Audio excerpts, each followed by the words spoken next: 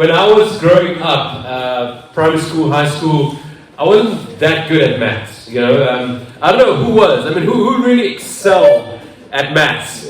Hey, Rupert! Oh, and is James and Ethan as well? Oh, wow! Like we've got some. I mean, what did you get for matric? Did you get an A, an A plus? Wow! Too long ago. Someone is revealing his age. Yeah, too long ago. I mean, sure. I was great. I did 1 + 1 is 2. Yay! 1 + 1 equals 2. I love that. You know, I wasn't that great at maths in school. Like, I think for matric I got a C, and for me that was a huge achievement to get a C at maths in matric. But the one thing I do remember was that in grade 2, they made us learn the multiplication table by heart. Yes. Right? And so we learned about heart. 2 times 2 equals 4. 2 times 3 equals 6. You know, and we learned all of them by heart. And even though I wasn't that great at maths, like it stood me in good stead over the years that I'm able to multiply at a fairly reasonable, time. You know. Although don't test me, don't take my word for it. But the difference between addition and multiplication, I mean, Jason just said, 1 + 1 equals 2, yeah, what's 1 + 2?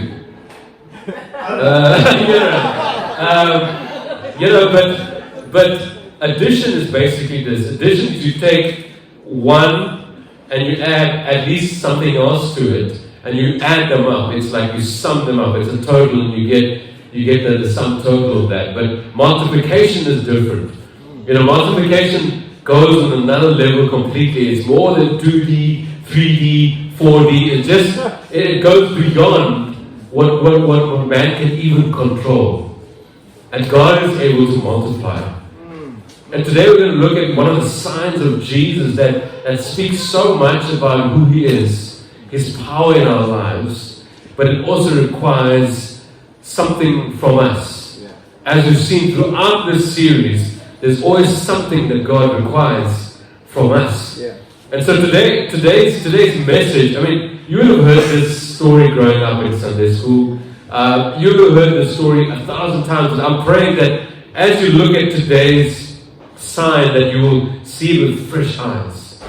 That God may speak to your heart in a certain way about your current circumstance, your current situation, because that is the power of God, right? God can take His word and speak directly to us in a way that no one else can.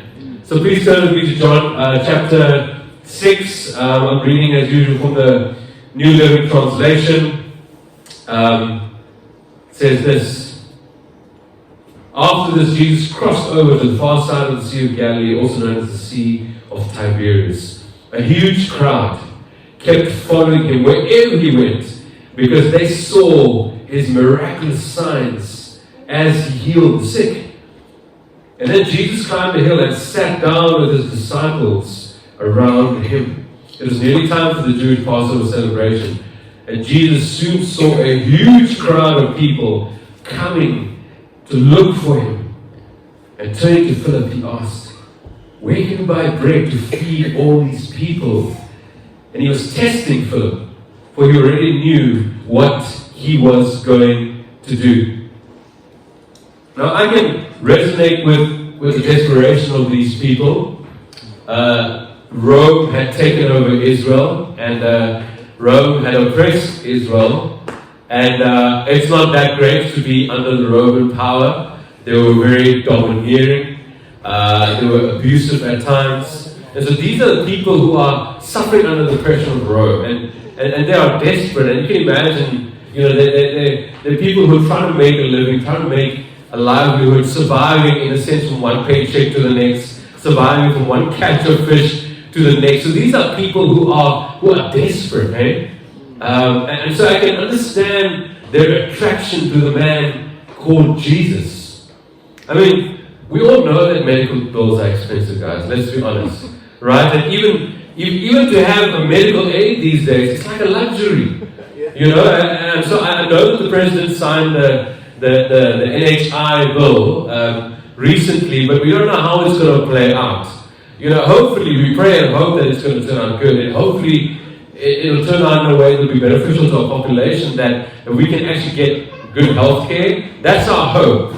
That's our hope. That's our prayer. But medical aid is expensive. And so, if you have a man who's walking around, who is touching people and healing people, man, I'm going to go to that man, right? I don't know about you, but I'm going to go to that man. And so people are drawn to him. And I really feel sorry for the physicians and doctors of Jesus' day, because they ran out of business, guys. They had to close down their practice. What?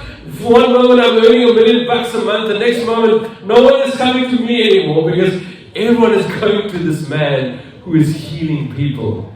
Doctors were out of work, but no one studied medicine anymore, because it was there's no point, because no one is going to go to the doctors, because Jesus is healing people. And so I can understand why people are drawn to Jesus. They're drawn to this man who's touching people and healing them of their diseases.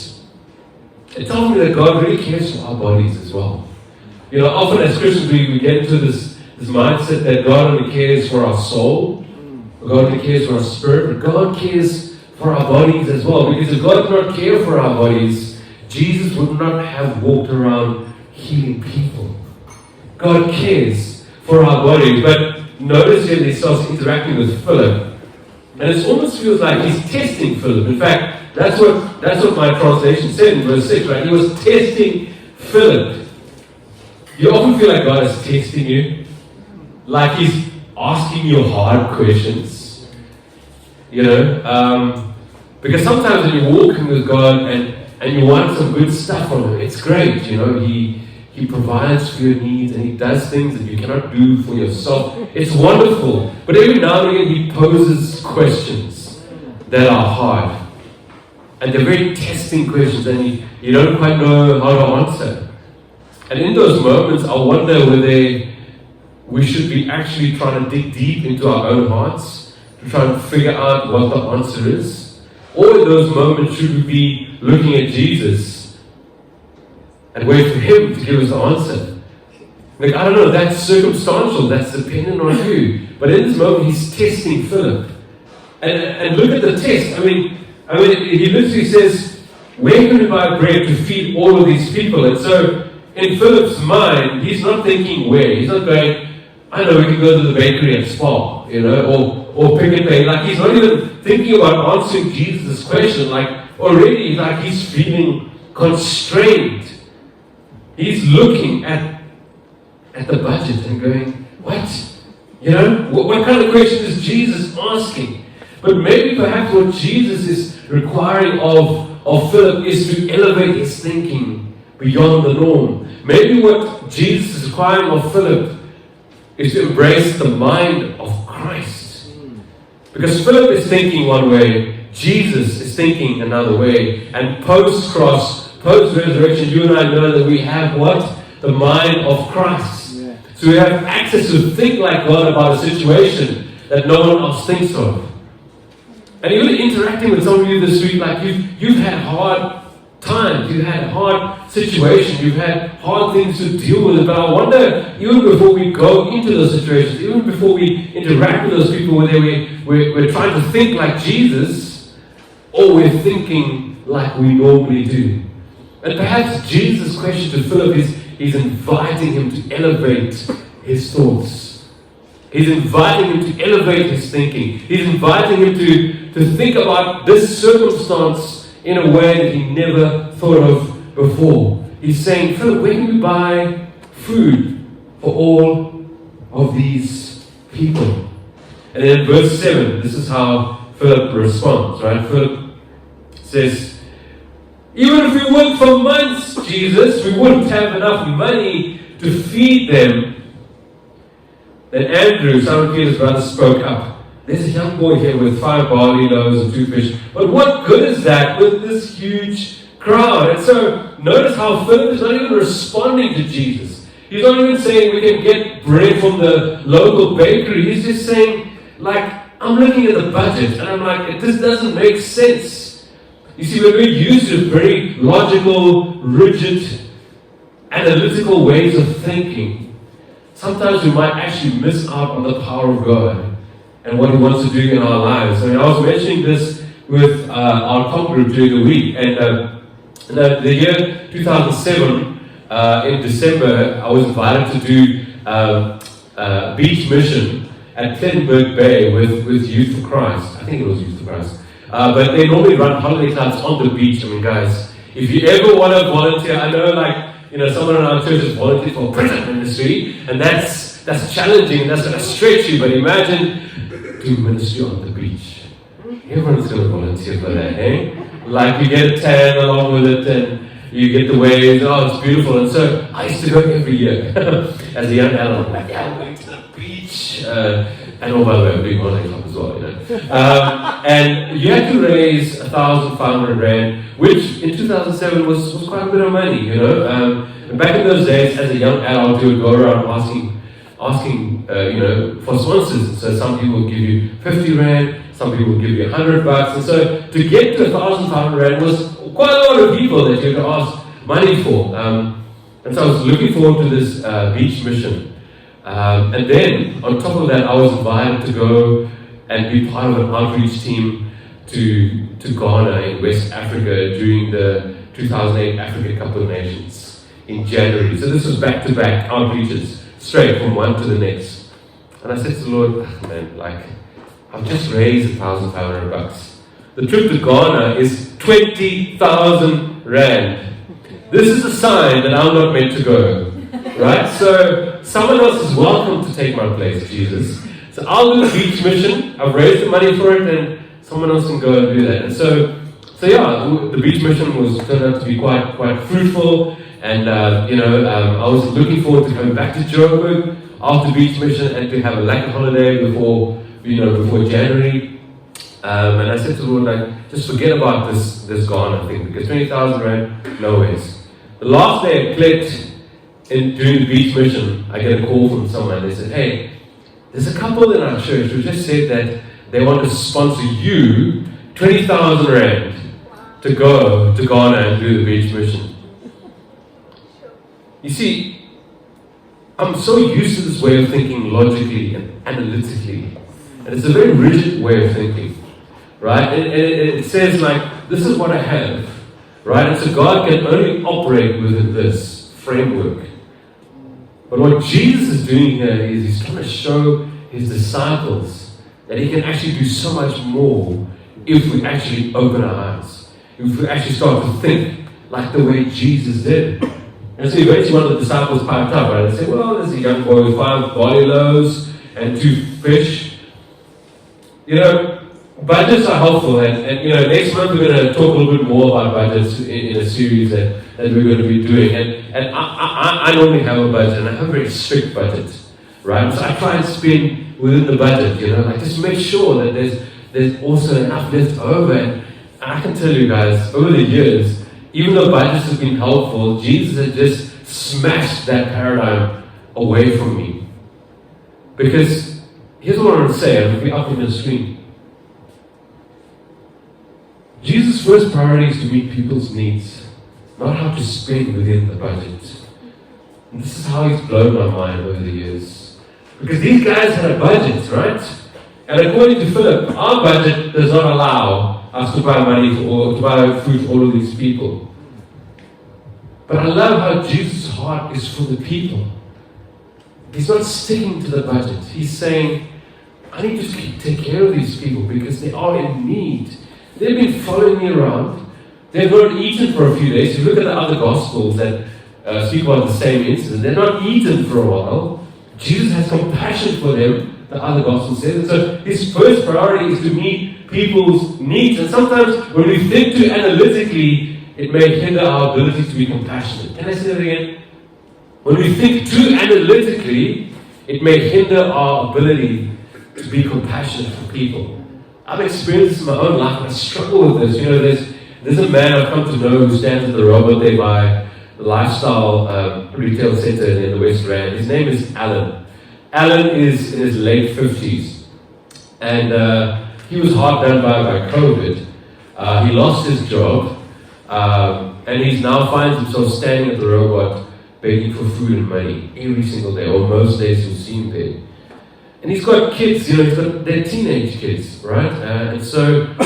But he can't find a job, and so he's standing at the robots begging, and this man is getting thinner and thinner and thinner by the weeks. I mean, literally, my heart breaks for this guy, and I talk to him, and when I can, sometimes I say, okay, Alan, hop into the car, let's go to the spa, let's try and get you and your family some food, just for the next little while. And so I tend to do that from time to time. But I've realized that even in those moments, like, I can tend to think according to my budget. I can look at my month and go, hey, this has been a tough month, so when I get to the robot, I'm going to try and maybe avoid looking at Alan. And even as I say that, it's like it feels like a dagger has gone through my heart. Because here's a man who's in need, and I'm thinking according to the budget. And I'm thinking analytically. And I'm not willing to think that if I buy Alan some groceries, God can more than provide for my family. See, that's what happens to us sometimes, right? Like when we go through hard times, like we become even more strict with our resources and our budgets. And Jesus wants to blow his disciples' minds. He wants to show them that actually looking after people's needs is important. He is in the business of multiplication, not addition and subtraction. And it says that he is in the business of multiplication, not addition and subtraction. And then the text carries on, verse 10. Tell everyone to sit down, Jesus said. So they all sat down on the grassy slopes. And the men alone numbered about 5,000, which means that there were probably about between 15 and 20,000 people. Then Jesus took the loaves, and he gave thanks to God, and he distributed them to the people. And afterward he did the same with the fish, and they all ate as much as they wanted. 5 loaves and 2 fish.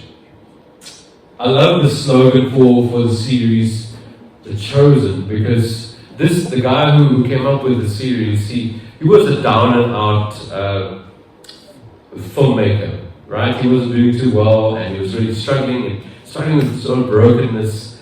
And eventually God challenged him with making this series because God was going to use it, but he felt like he had nothing much to offer, right? He had no resources to make The Chosen. And then he got a Facebook message from a Christian friend of his all the way from Australia, around the other end of the world, and the Facebook message was this. Basically said, it's not your job to feed 5,000. It's your job to just provide the 5 loaves and the 2 fish. It's not your job to feed the 5,000. It's your job just to give the 5 loaves and the 2 fish. And now we know, like several years later, how God has used this series through crowdfunding.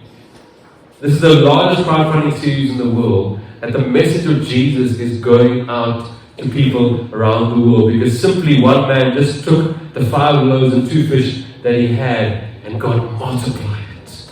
And he keeps on multiplying it and multiplying it and multiplying it to the multitudes so that people can hear about Jesus. So here's the next slide. Jesus trusted his Father as a provider. Can I say it again? Jesus trusted his Father as a provider, because some of the other gospel gives greater detail about what Jesus did. Is that he takes the 5 loaves and 2 fish and he looks up towards the heavens and he gives thanks. He gives thanks, and he says it out loud. From the other gospels say, because he wants people to see that even the Son of God, while he's walking on the earth, his trust is in his Father as the provider. Who are you trusting, friends, to be your provider here today? Are you like me sometimes? I feel like I can't give this little bit of what I have because I'm not really trusting my Father to be my provider. He's trusting his Father to provide for the 15 to 20,000 people that are here today that are hungry for food. You see, often gratitude just sets us up for the miracle, right? It sets us up for the miracle because we miss the blessing of multiplication when we hold on to what we have so tightly. It's not going to scream, but I want to say that again. We miss the blessing of multiplication when we hold on to what we have so tightly because you think that that's all I have. Lord, I cannot give to bless people because I want to hold on to it so tightly because what if I run out? What if that boy decided to keep his little McDonald's Happy Meal to himself? What if he decided that, no, actually, I need these 5 loaves and 2 fish for the next few days to survive? What if that boy held on to that so tightly? But he decided, no, I'm going to participate in the miraculous act of multiplication because in God's mind, 5 times 2 equals 15 to 20,000. In our mind, 5 times 2 equals 10. But in God's mind, 5 times 2 equals 15,000 and 20,000. Actually, it's much more than that. You know why? Because they had leftovers. Like they had leftovers. That is how God operates, friends. That's who He is. And maybe He's challenging some of us who tend to hold on to things so tightly, rather hold them with an open hand. Open hand, friends. And let Him do the multiplying that He needs to do. Perhaps He's challenging some of us that our thinking is too logical, it's too rigid, it's too analytical. And Jesus is saying, give me an opportunity to blow your mind by walking by faith and sharing with others what you have. Sharing with others what you have. I mean, some of the generosity of God's people that I've experienced over the years has just been so astounding, man.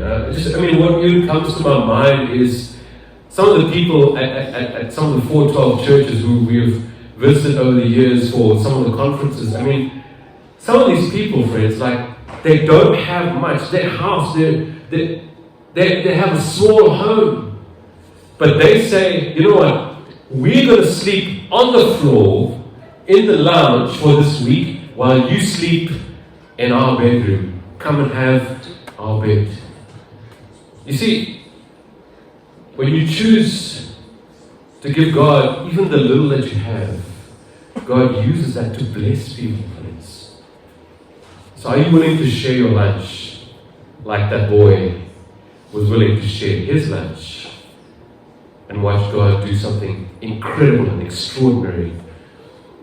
That same year that I went to Ghana, 2008, God called me and my drama ministry team to go to Thailand.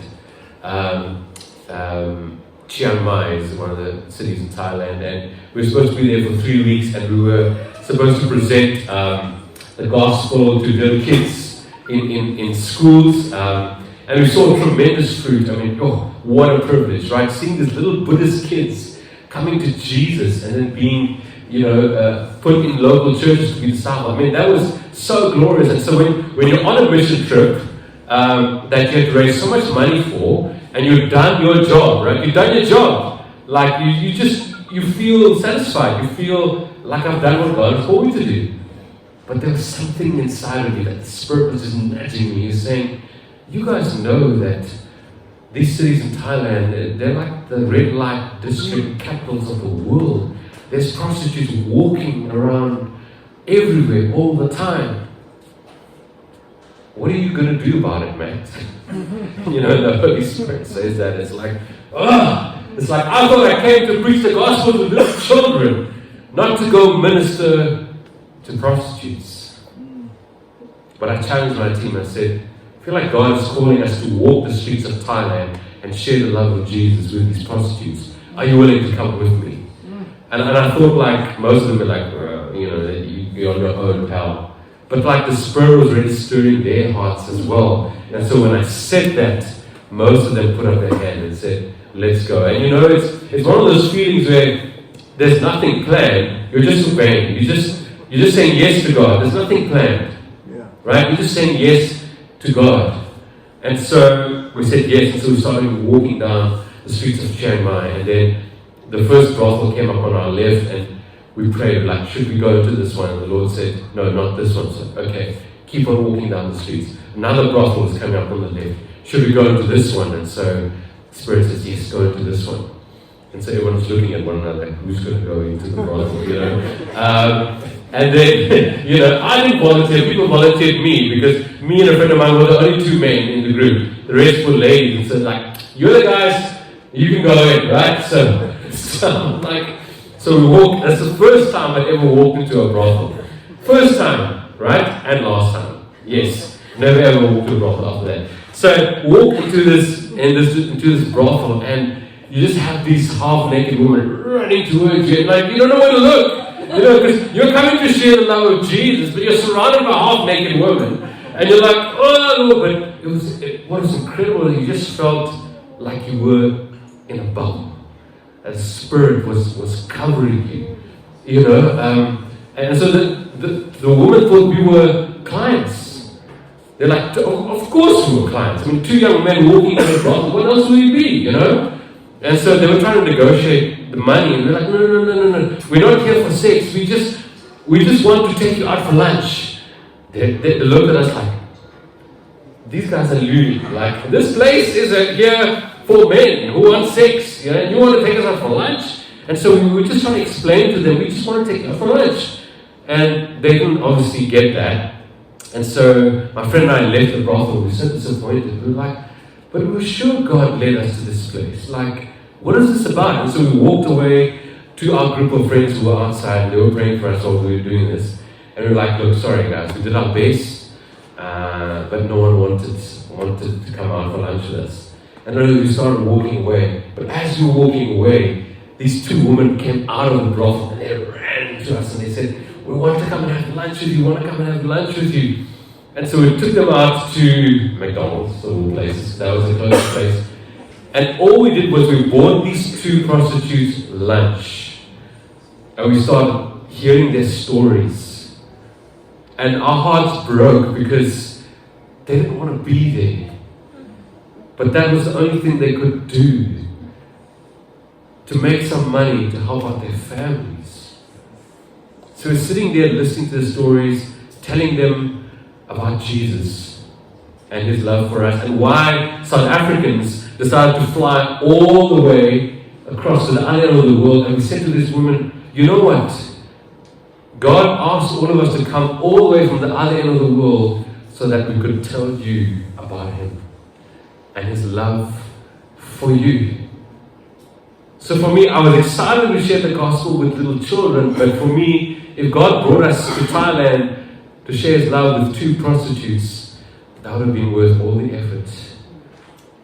And an hour later, because the only reason why the manager allowed those women to go out of the brothel, because we paid their fee. We said, okay, this is what you normally charge your clients. We'll pay for them to come out for lunch with us. And so after the hour was up, the manager phoned us and says, your hour is up, bring them back. Bring them back, your hour is up. So we brought them back. And we went away just being very sobered by that experience. But this is what God does. Because a few months later, we're interacting with the lady from YWAM. Sorry, it's not Youth for Christ, it's Youth for the Mission. Interacting with her, and she was so inspired by what we did that she started a ministry to the prostitutes in that red light district that we were with. Friends, the reason I share the story with you is this. A few South Africans, all they did was decided to share their lunch with a couple of prostitutes. And that ministry multiplied over the years. And a ministry to prostitutes was started by YWAM because a few South Africans shared their lunch with two of them. See, you and I don't know the name of this boy who gave up his lunch. We've never heard of him. One day maybe we'll meet him in heaven and find out who he is. He doesn't really feature much. But all we know is because he was willing to give of the little that he had, Jesus multiplied that He multiplied it, and the multitudes were fed. And so maybe that's the sign that Jesus wants to do in your life, and asking you today, what are you willing to give? What are you willing to trust God with in your life? And what's kept you from giving is that you're just thinking too logically, you're thinking too analytically, your thinking is too rigid. You're only thinking addition and subtraction. Maybe the Spirit is stirring your heart, friend. Maybe He's provoking you here this morning.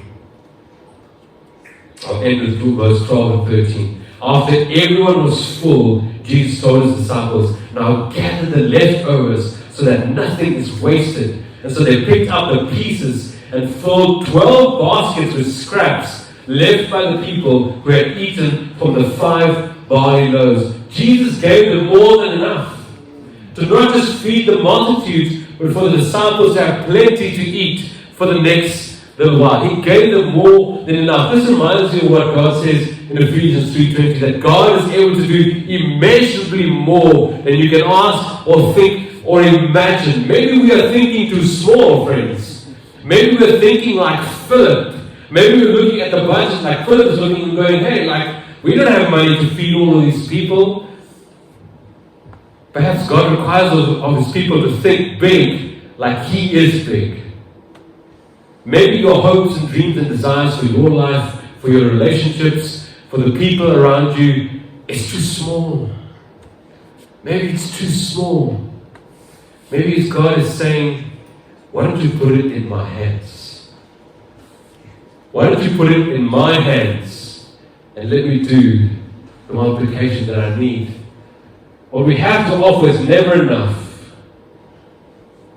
But if you put it in the hands of Jesus, it's more than enough. Can I say that again? What you and I have to offer, it's not enough, friends. It's not enough. 5 loaves and 2 fish cannot feed 15,000 to 20,000. It's never enough. But if you put it in the hands of Jesus, He will make sure that it's more than enough. He'll make sure that it's more than enough. So the way I frame today's message is this way.